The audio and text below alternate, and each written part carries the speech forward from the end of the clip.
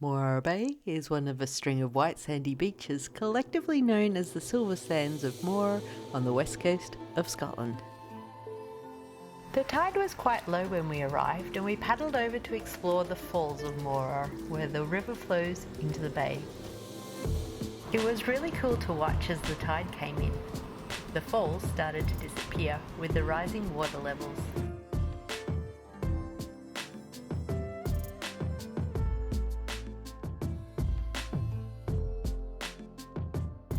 It was such a calm, chilled day, once again perfect paddling conditions and stunningly crystal clear waters.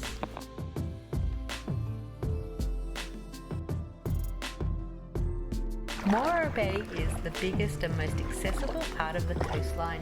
Parking is really limited and many of the roads are single lane. Your next best option for access to the beach is to stay in one of the campsites, as many of them are right on the water.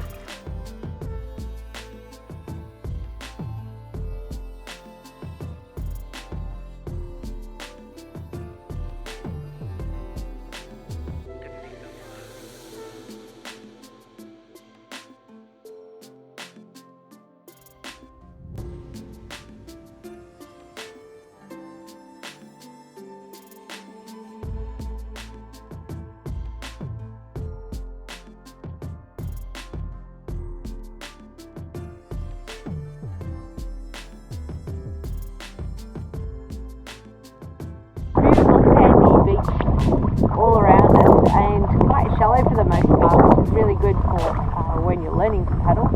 Nice and clear a little further downstream.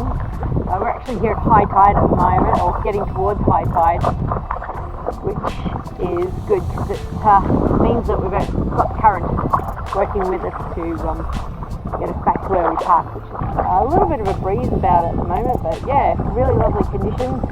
It was raining just a couple of hours ago. Think that it was going to be possible to get out, so we're quite happy that we did.